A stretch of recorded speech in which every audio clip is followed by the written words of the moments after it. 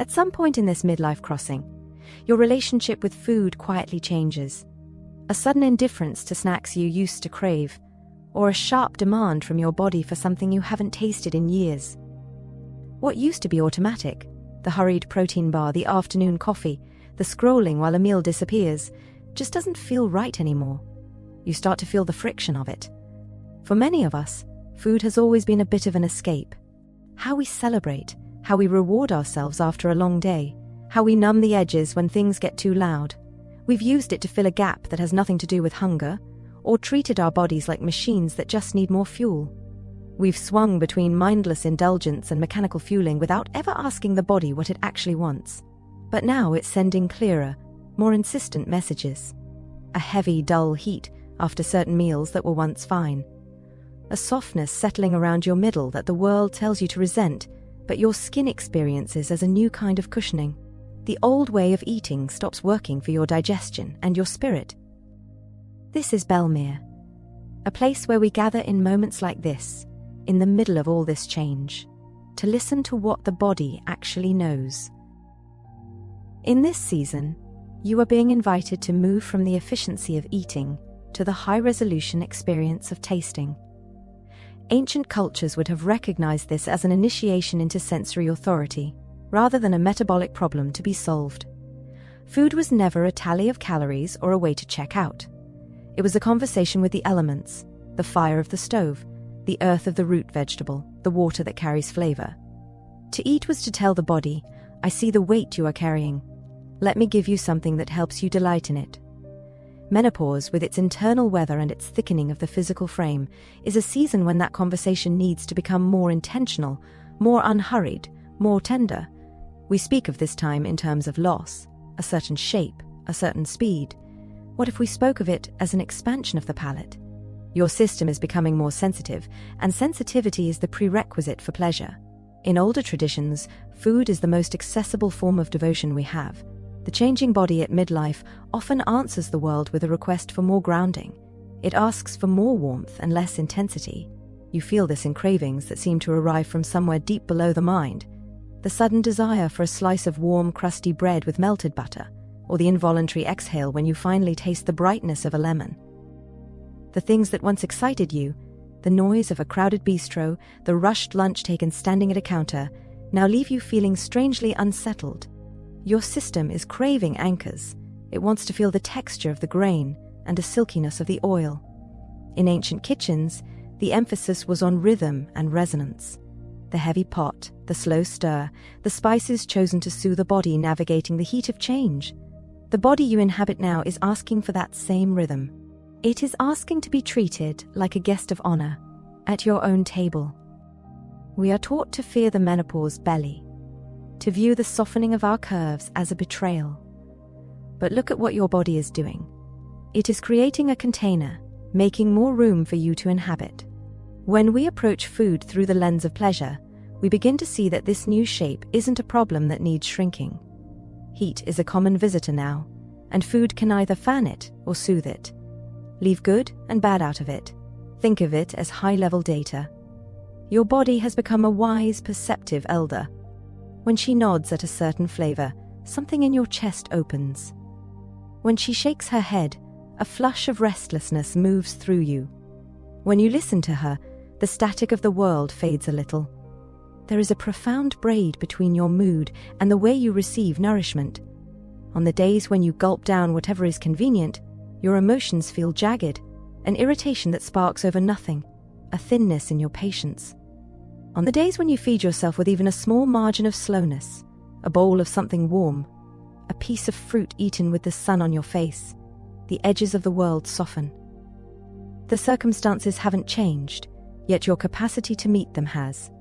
The ancient traditions would say, the pleasure you allow yourself while eating becomes the emotional tone of the home you live inside. Grounding is the quiet, desperate need that rises when so much of our identity is in motion. Our roles are changing. Our parents are aging.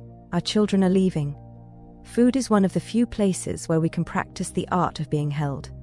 A heavier, slower meal can feel like a firm hand on your shoulder when the world is spinning. A simple broth can feel like fresh air in a crowded room. You start to sense which textures make you feel more like yourself. This transcends health. It is about finding your feet. The way you eat matters as much as what is in the bowl. Warmth relaxes the internal grip. Cold constricts it. To eat standing up is to tell your body we are just passing through.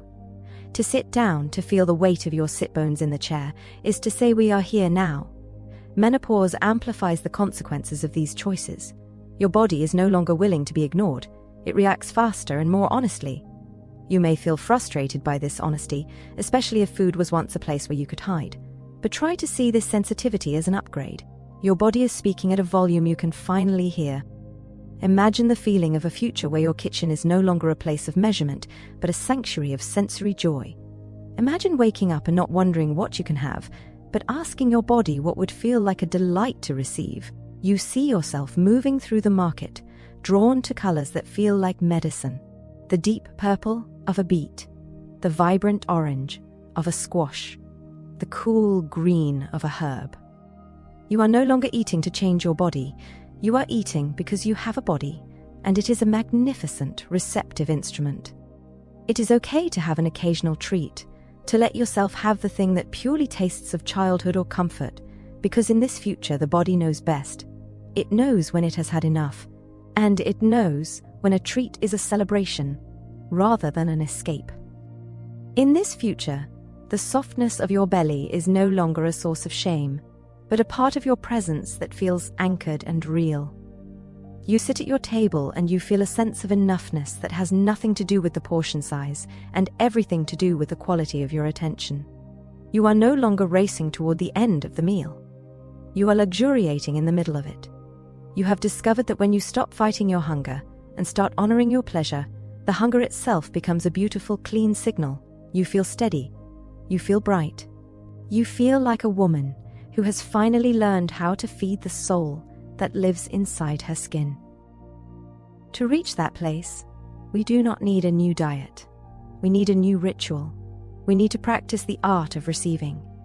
Find a time today when you can eat one thing alone. A single piece of fruit, a square of chocolate, a bowl of soup. Before you begin, clear away the digital noise. Put the phone in another room. Close the laptop. Sit down. Feel the chair supporting the weight of this changing body. See if your shoulders are up by your ears, and without judgment, let them drop. Look at what is in front of you. See the colors, the way the light hits the surface of the food. Smell it. Does it smell of earth? Of salt? Of sweetness? Allow yourself to breathe in that scent for 3 full breaths before you move. This is the pre-bite, the moment where your nervous system begins to prepare for the pleasure of nourishment. Now, take the first bite. But do it at half the speed you normally would. As the food enters your mouth, don't chew immediately. Just let it land. Look for the temperature. Is it a comforting warmth? A refreshing coolness? Look for the texture against your tongue. Is it smooth, grainy, crisp, or yielding? When you begin to chew, do so with your eyes closed. This closes off the external world and turns the volume up on your internal senses. Feel the flavor evolve. Often, the first second of a bite is different from the 5th. There is a top note and a base note to everything we eat. By slowing down, we move from the urge to overindulge into a space of true attunement. As you swallow, follow the sensation as it moves down your throat and into your chest. Imagine that warmth or that flavor spreading out like a ripple in a pond, moving toward your fingertips, toward your toes, and specifically toward that soft space of your belly. Tell that part of your body, this is for you. This is a gift. Take a second bite, and then a third, keeping that same unhurried pace. At some point during the meal, maybe halfway through, pause, just for 30 seconds. Set your utensils down. Rest your hands on your thighs. This is the satisfaction point check-in. You're not checking whether you're full in some restrictive sense. You're checking whether you're satisfied. This is where you hear the body's wisdom. Does your tongue feel delighted? Does your heart feel a little more settled? When the quality of the food is high, and your attention is there as well, the amount your body needs can feel surprisingly clear. Watch for the moment where the pleasure peaks. There is often a specific bite where the joy is at its highest, and after that it begins to plateau. We miss this because we are already thinking about the next thing. By staying present, you capture the full value of the nourishment, If emotions arise, a wave of grief for the years you spent ignoring this, or a flash of joy at the simplicity of it, let them come. They are part of the digestion. Keep eating slowly until you feel a sense of quiet completion. When you finish, stay for 1 minute with the empty bowl. Feel the resonance of the meal in your body. You have not just eaten, you have participated in the act of being alive. This is how we reclaim our power. It doesn't come from control, but from the simple, steady act of enjoying our own existence, one bite at a time. You are stepping into a version of yourself who knows exactly how to feed her own joy. If this reflection helped you find a sense of pleasure and nourishment in your body today, please like, share, or subscribe. This is Belmere, a sanctuary for the woman becoming.